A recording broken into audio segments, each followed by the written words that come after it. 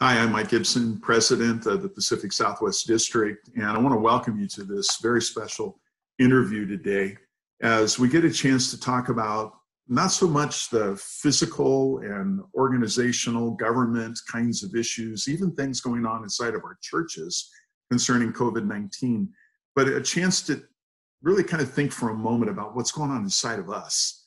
And I'm real privileged to have a team of therapists, all of whom are members of LCMS congregations, and to be able to speak into these circumstances from some unique and special points of view.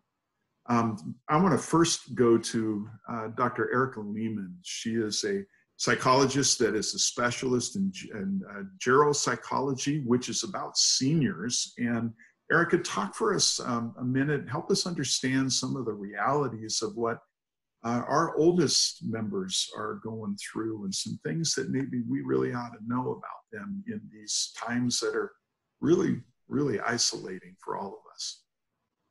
Gladly, I'd love to. So geropsychology is this interesting little pocket of the field of psychology because it's not that something is completely different about people later in life, but just that their context might be different, or they might have added challenges based on where they are in their life, whether it be health challenges or specific needs. So that's where we start to see a little bit of the difference. So when I think about seniors right now and what they might be facing, it runs the full gamut of whether it's someone that is in their own home, married, if they are widowed and by themselves, if they are in a senior apartment complex, right? If they are in a skilled nursing facility or an assisted living. So their experience of what they're going through right now is going to vary greatly, actually, based on where they're located. But the biggest worry that we all have in my field is really the isolation. Seniors are already at risk of being isolated, right? But now even more so, right? In my therapy with them, I'm constantly trying to connect them to community resources, social activities, get them out. But all of that is taken away right now, right? And they're in their homes and they're alone.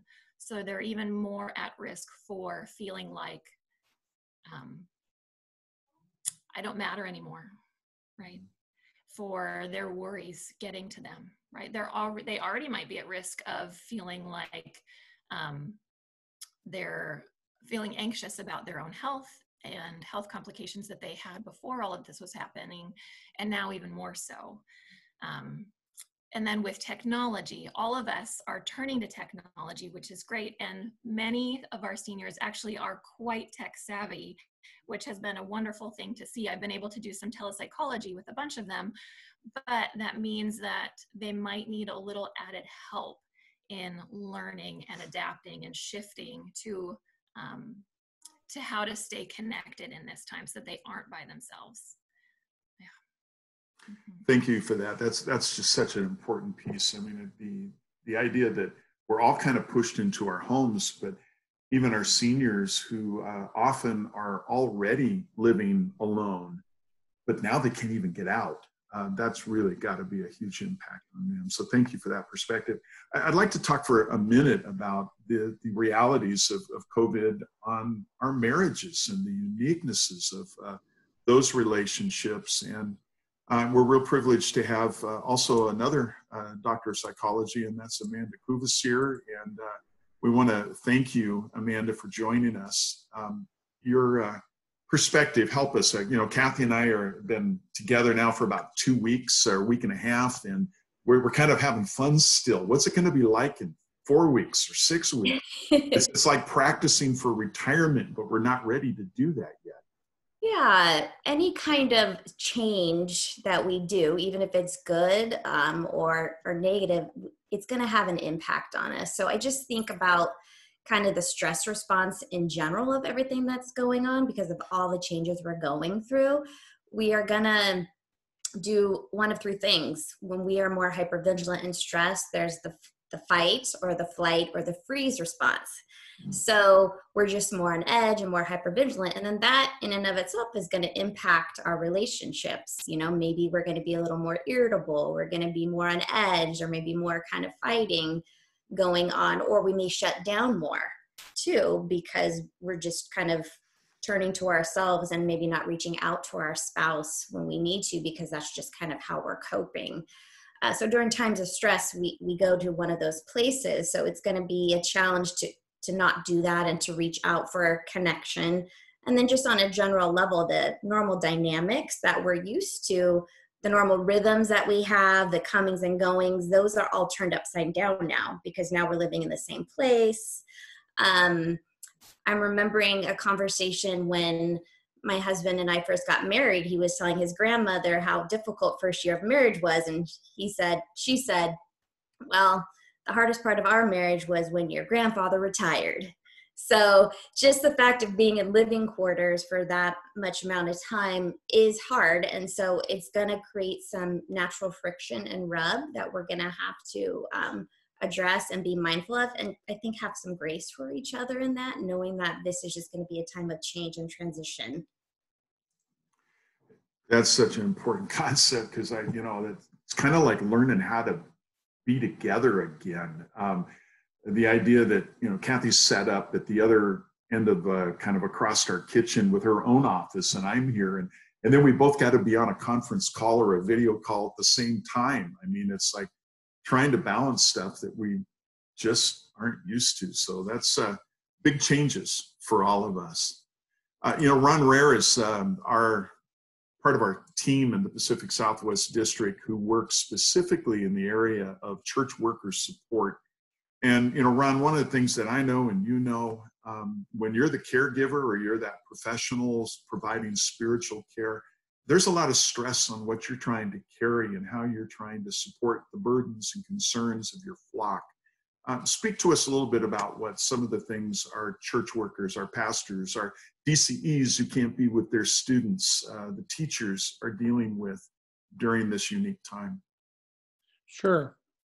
One of the things that they're dealing with is their emotions. And emotions are in 4 groups: glad, sad, mad, and scared. And most of the workers right now are feeling scared and sad. And the scared, they're feeling frightened.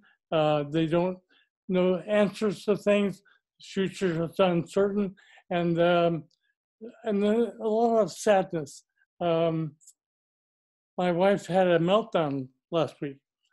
She's not been around the grandchildren, and she just started crying. I said, "What are you feeling?" She says, "I'm feeling a lot of grief. I've been disconnected from my family and my children, grandchildren, and my friends." And so I held her, and I've had other church workers tell me the same kind of thing. So scared and sad. Some are feeling frightened, and some are irritated and frustrated. That's the mad pool. They are they're having a hard time doing adjustments because they're in the home and they can't do their ministries. Teachers are talking about missing the children, the playground, the schoolroom, their colleagues, and they're doing the best they can electronically, but it's not the same. Thank you, Ron. Erica, as we think about our oldest, our seniors among us, particularly as we think about our own parents, my dad is in his late 80s and lives apart from me. What are some things I should be thinking about? If I called him every day, would that create panic in him? Do I need to have more of a regular kind of pattern, or what are some things that they might be able to prepare for, and in doing so, have them best equipped for going through these next days? I think if you called your dad every day, I think he would love it, honestly. And to know that you were worried about him, I think our parents need that from us, that they need to be remembered. They need to know that we're thinking of them. So if you call them every day, ask them how they're doing. But not only that, I'm very curious how this will happen, but to see how we can help them to have purpose and have them help us, right? Because I don't want people who are older adults at home feeling like they can't be a part of things, right? I heard one of my colleagues saying that she was setting up a Zoom with between generations of families where grandma could lead part of the schoolwork with their kids so that mom could go and do something else or dad could go and do something else, right? Ways that we can kind of add our grandparents back in. Or if we can even do things like having a meal where the computer's sitting on the table and they're just eating at home, but they're included with us too, right? So it doesn't have to feel like we're talking about our worries all the time, but even if there's ways to just include them in normal things so that we bring a little bit of normalcy to our lives, we need that. But the other thing to watch out for, I worry a lot about folks that have perhaps limited finances, and a lot of people are worried about the market and what's happening with retirement income. Sometimes people will start to make choices like, I can't pay for my medications.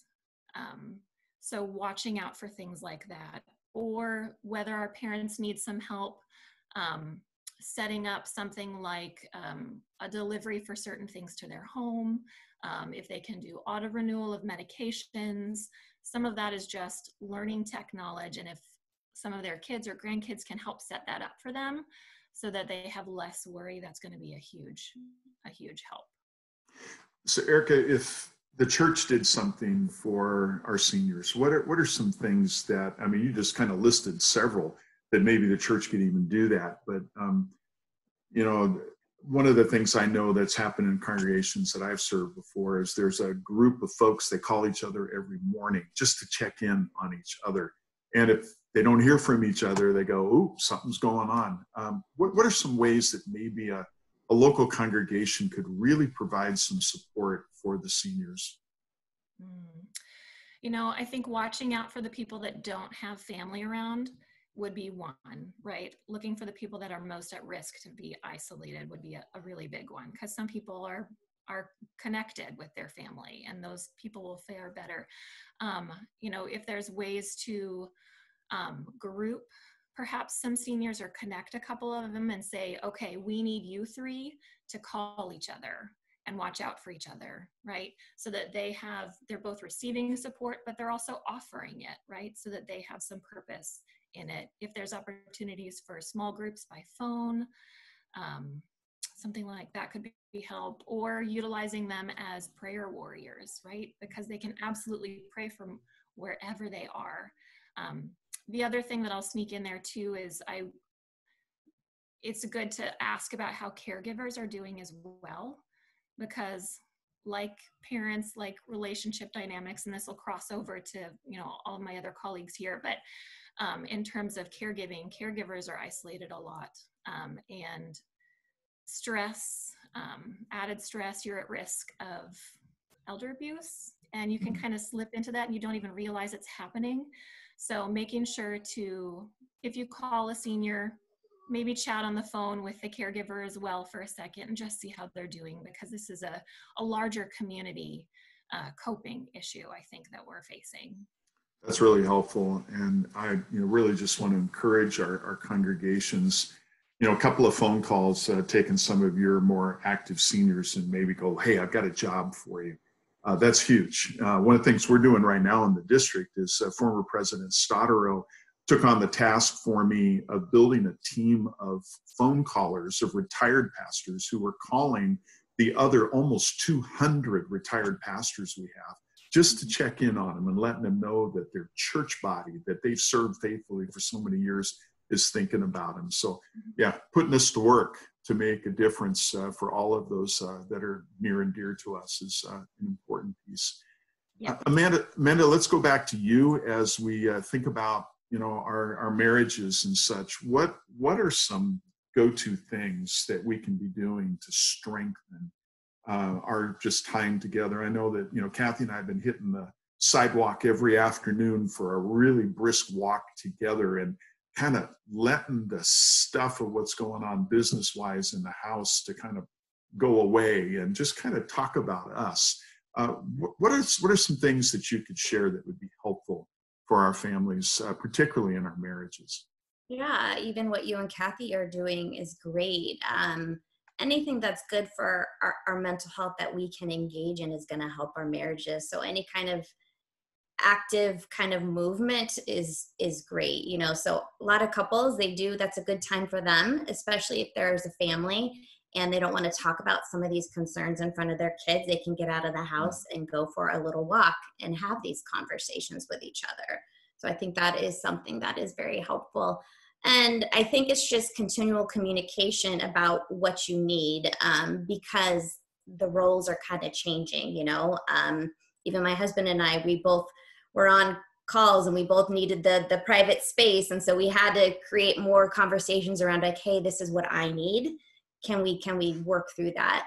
But I guess I'm also very mindful that there are some people in marriages and in situations that it's not healthy for them to have some of these conversations because their spouse is not a safe person, or they may be in situations where there might be more abuse or domestic violence. And so that may not work for these people, you know, to try to strengthen their marriage because it's just not a safe time and they're a little more on edge right now. So I would just encourage kind of taking care of themselves and focus on self-care in those places. And then as people in the church community who maybe are more aware of those situations, reaching out to those individuals because they may not have a spouse that they can turn to and have support. And so reaching out by phone or video conferencing to check in on those people as well. It's good. Thank you for that. When you think about the different health realities in individual marriages, I thank you for those points of consideration that not every circumstance is a strong one. And so these kinds of things are going to create that much more conflict and difficulties for them. Maybe just one more word, Amanda, on particularly on how parents right now who are having to homeschool their kids when they feel, Kathy and I chose not to homeschool our kids because we were inadequate to homeschool our kids. How do we do self-care to let it be okay if I don't really know everything that I'm doing? How do we help encourage them? I think the biggest thing is just a lot of grace. I tell people give a lot of grace for yourself and your kids. Like, don't expect kind of this perfection and that you're going to be able to do exactly what your teachers do for your kids. And it's good to have like a routine for your kids and have a rhythm, but know like there has to be some flexibility, because in times of stress, we either are overly rigid and get overly controlling because we're trying to manage our anxiety or stress, or we get kind of too lax and things can get chaotic, and that's not good for kids and families either. So I think it's this middle ground of how do we have a routine, realistic expectations, but giving us some grace for ourselves in the middle of this and knowing, we're not going to do it perfectly. Kids aren't going to do it. They may be watching more screen time than you want, but right now, maybe that's the best, we can do. Great. Thank you for that. That's, I just think, man, I'm glad my boys are grown, not having on top of all the work we're doing to also be homeschooling. So, boy, let's pray for all of those homes. Amanda and Erica, your home included, where you are doing what you do, plus being able to be those homeschool parents. One of my favorite little memes I've seen on Facebook is we just started homeschooling yesterday and one's been suspended and the other's expelled. That's just part of that pressure for all of us. And so remembering our homes right now are such an important time for us. Ron, I want to go to you again to have you kind of talk with us about the importance for our church workers. What kind of self-care can they be doing in order that they are then being able to be the responders and those that are available for others when they have needs? Well, I think they have 6 things they have to do. First of all, They have to care for themselves first, physical, emotionally, spiritually, to be the very best self they can be, because they're number one. And if they fall apart, if they don't do well, uh, other parts will fall apart too. Second thing, they have to take care of their spouses. Clergy don't do that very well sometimes because they're always working out of the house. But the spouses, especially teacher spouses, pastor spouses, they have to take care of them, do games with them, hold them, help them with their, wash their hair. There's all kinds of things that are for the spouse. The third, they have to take care of the children. And again, some pastors don't know their children that well, and the children really depend on dad right now. Fourth one is taking care of friends. Friends are a very important safety net, and pastors need to call their friends. And some pastors don't have friends. It's a good time to talk with a pastor in the circuit or somewhere, maybe a former seminarian. In the electronic age, that's easy to do, and this gives them a chance to unburden themselves, get support. And the fifth thing, not to neglect their continuing education. For example, in this pandemic, there's a real possibility that people will die. And so pastors need to know how to do grief work. And if they haven't reviewed that in a long time, it's a good time to do it. They can go to grief.com, and they'll have all kinds of support systems for clergy. And the last thing they need to do their work well. And this is a hard time because they have to do it electronically. And so how do they work with their elders? How do they work with the leadership and staff? And that's a very challenging time right now. Yeah, thanks for that, Ron. That's really compact kind of thoughts, and I really appreciate that. I know that one of the things that I'm doing actually on Saturday is there's a group of guys, pastors from across the country in a bunch of different disciplines. We always go to spring training baseball together in Phoenix. And we did that, and we got to see some of the last games. But hey, today is the opening day of baseball, and it's not happening. And so my group of guys on Saturday, we're getting together for a Zoom hangout, and we're just going to spend some time together, talking, encouraging, baseballing, checking in on each other. And there'll probably be 10 guys on it, but it's a way to make those relationships come together. Let me ask you one more question as we wrap up, and that is, what can a congregation, what can the members be doing for their pastors and their church workers right now to provide that support and care and make sure that they are doing okay? Well, president or vice president of the congregation, check in with the pastor every other day. How you doing, pastor? How's it going? People can do virtual food. I have a friend who she contacted her family, and they decided to do a Zoom meal together and drinking together. So if a pastor likes his scotch or his beer, he may have a guy who also does scotch and beer, and they do it over the Zoom and talk stories.